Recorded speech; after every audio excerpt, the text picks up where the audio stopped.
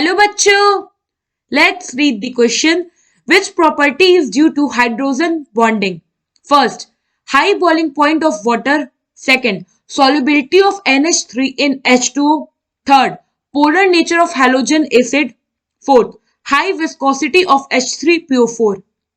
Option A 1, 2 and 4. Option B 1, 2 and 3. Option C 1 and 2. And option D 1, 2, 3 and 4. So question हमसे क्या कह रहा है कि इनमें से कौन कौन सी प्रॉपर्टी जो है वो हाइड्रोजन बॉन्डिंग की वजह से है। तो हम एक एक करके सारे प्रॉपर्टीज को देखते हैं। फर्स्ट में क्या कह रहे हैं हम पे, जो फर्स्ट लाइन स्टेटमेंट है कि जो वाटर का हाई बॉइलिंग पॉइंट होता है ये हाइड्रोजन बॉन्डिंग की वजह से होता है। तो हाँ, ये हमारा पॉइंट सही है। होता क्या है कि जैसे हमारा वाटर मॉलिक्यूल है, ये हो गया ऑक्सीजन, ये दो हाइड्रोजन के साथ बॉन्ड है और ये हो गया इस पे लोन पेयर। ना दूसरा जो ऑक्सीजन होगा, इसका जो हाइड्रोजन होगा,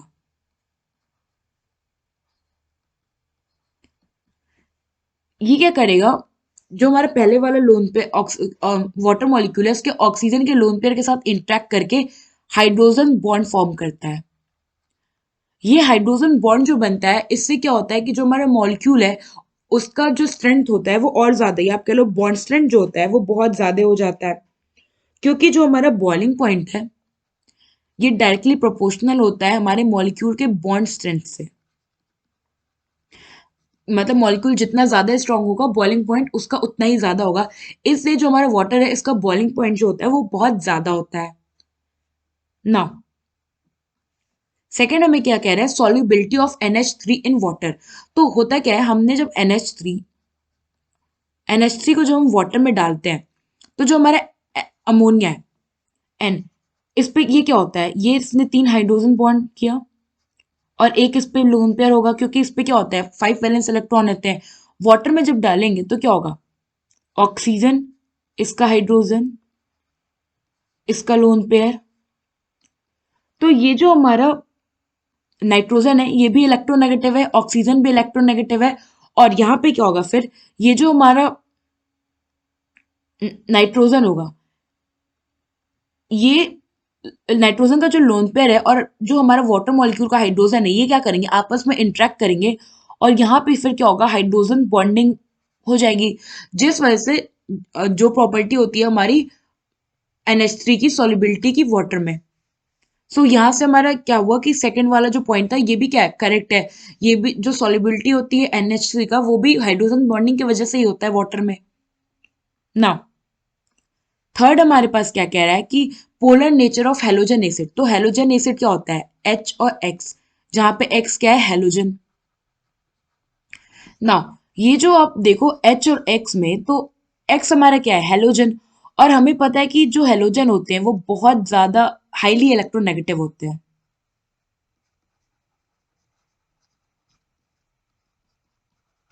एंड जो हमारा हाइड्रोजन है वो क्या होता है, इलेक्ट्रोपॉजिटिव। इन जनरली जो हमारा हाइड्रोजन होता है वो तो इलेक्ट्रोपॉजिटिव ही होता है।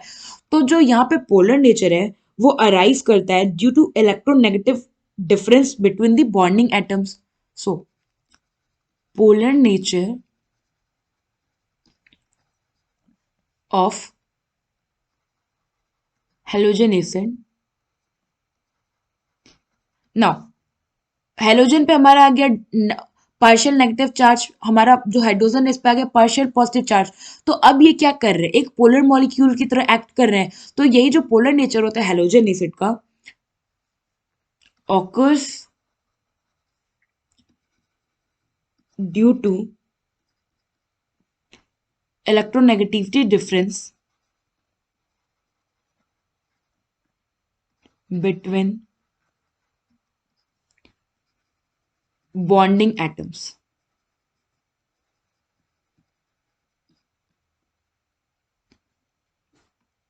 सो ये वाला तो हमारा जो थर्ड नेचर है वो तो इनकरेक्ट है, क्योंकि वो नेचर क्यों होता है, इलेक्ट्रोनेगेटिविटी डिफरेंस से, ना कि हाइड्रोजन बॉन्डिंग से। फोर्थ हम पे क्या कह रहा है कि हाई विस्कोसिटी ऑफ H3PO4। तो सिंपल वर्ड में विस्कोसिटी का मतलब क्या है, रेसिस्टेंस, रेसिस्टेंस टू डिफॉर्मेशन, मतलब डिफॉर्म होना या कह लो खराब होना।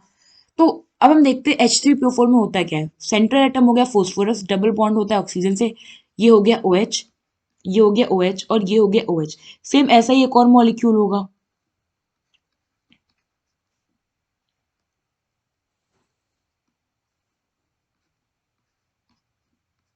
OH and OH। Now oxygen क्या होता है, ऑक्सीजन पे दो लोन पेयर प्रेजेंट होते हैं, क्योंकि इस पे टोटल वैलेंस इलेक्ट्रॉन 6 होता है, दो बॉन्ड कर लिया तो दो लोन पेयर बचा होगा। तो अब क्या होगा, ये जो लोन पेयर है, यहाँ पे भी लोन पेयर है, तो ये जो लोन पेयर है ऑक्सीजन का, वो दूसरे मॉलिक्यूल के हाइड्रोजन के साथ क्या करेगा, इंटरेक्ट करेगा और हाइड्रोजन बॉन्ड का फॉर्मेशन कर लेगा। और मैंने पहले स्टार्टिंग में ही बताया था कि जो हाइड्रोजन बॉन्ड है इसका बॉन्ड स्ट्रेंथ बहुत ज्यादा होता है, ये ज्यादा स्ट्रांग होता है। इसलिए H3PO4 में जो हाई विस्कोसिटी होती है, ये हाइड्रोजन बॉन्डिंग की वजह से ही होती है। तो यहाँ पे हमारा जो फोर्थ प्रॉपर्टी है वो क्या है, करेक्ट है with respect to hydrogen bonding. So अगर हम ओवरऑल देखें तो हमारा फर्स्ट, थर्ड और फोर्थ, ये तीनों प्रॉपर्टी जो है वो हाइड्रोजन बॉन्डिंग की वजह से है। सो यहाँ पे हमारा ऑप्शन ए जो है वो करेक्ट ऑप्शन है। आई होप आपको ये क्वेश्चन समझ में आया होगा। Thank you.